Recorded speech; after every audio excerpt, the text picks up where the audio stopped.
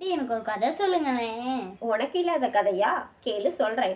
ஒரு ஊர்ல 2 குருவி சந்தோஷமா ஒரு ஆலமரத்துல கூடு கட்டி வாழ்ந்து வந்துச்சாம். அப்போ பெண் குருவிக்கு வயிறு பசி தாங்க முடியலையாம். ஆண் குருவியிடம் பெண் குருவி சொன்னதாம், முட்டை பொரிய போகுது, சில நாட்களில் இன்னும் குஞ்சு பொரிஞ்சு வந்துடும், நீங்க போய் எனக்கு பசி தாங்க முடியல, போய் இரை தேடிட்டு வாங்க அப்படின்னு சொல்லிச்சான். உடனே இந்த ஆண் குருவி சரிம்மா அப்படின்னு சொல்லி இரை தேட பறந்து ஓடிருச்சான். இது வரதுக்கு நேரம் ஆகினதுனால பெண் குருவிக்கு பசி தாங்க முடியாம கூட்டை விட்டு இதுவும் பறந்து போய் எங்கேயாவது பக்கத்துல இரை கிடைக்குமான்னு தேடி சென்றுச்சான். உடனே இதை பார்த்துக்கிட்டே இருந்த அந்த கழுகு வந்து திரும்பியும் அந்த கூட்டினுள்ள இருக்கிற முட்டைகளை சாப்பிட்டு பசியாறி போயிருச்சான்.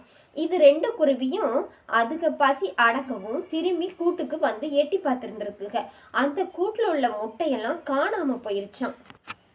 அந்த முட்டை காணலங்கவும் இந்த 2 குருவியும் ஒப்பாரி வச்சு அழுதுருக்குங்க. விடிய விடிய உறக்கமே இல்லாம 3 நாளா அழுது அழுது அந்த பெண் குருவிக்கு உடம்புக்கே சரியில்லாம போயிருச்சான். இதை ஆண் குருவி பார்த்துட்டு, இப்படியே இதை முட்டைகளை வந்து சாப்பிட்டு சாப்பிட்டு போணுச்சுன்னா நம்ம வம்சம் என்ன ஆகிறது அப்படின்னு தெரியாம 2 உட்காந்து புலம்பி அழுதுகிட்டே இருந்திருக்குங்க.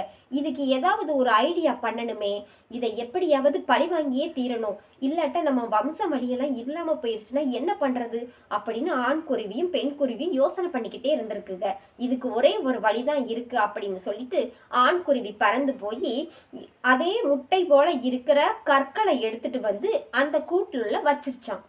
உடனே வச்சுட்டு, சரிவா நம்ம மறைஞ்சிருந்து பார்ப்போம் இன்னைக்கு அது என்ன பண்ணுதுன்னு அப்படின்னு சொல்லி பெண் குருவியும் ஆண் குருவியும் அந்த மரத்து பக்கத்துல உள்ள இன்னொரு மரத்துல பார்த்துக்கிட்டே இருந்திருக்குங்க.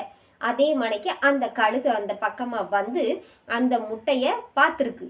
அந்த கூட்டில் உள்ள முட்டையை பார்த்துட்டு, ஆஹா இன்னைக்கு நம்மளுக்கு நல்ல விருந்து அப்படின்னு சொல்லிட்டு அந்த முட்டைகளை எடுத்து லபக்கு லபக்குன்னு முழுங்கிருச்சான்.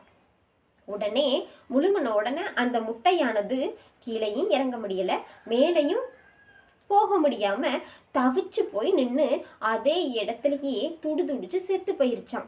அப்புறம் அந்த 2 குருவிகளும் வந்து பறந்து வந்து, அப்பாடி நம்மளுக்கு துன்பம் கொடுத்த இந்த கழுகு நம்மளை விட்டு போயிருச்சு, இனிமே நம்மளுக்கு எந்த பிரச்சனையும் இல்லை அப்படின்ட்டு அதுக்கப்புறமா அதுக்கு 2ம் சந்தோஷமா திரும்பியும் குஞ்சு பொறிச்சு சந்தோஷமா வாழ்ந்துச்சான்.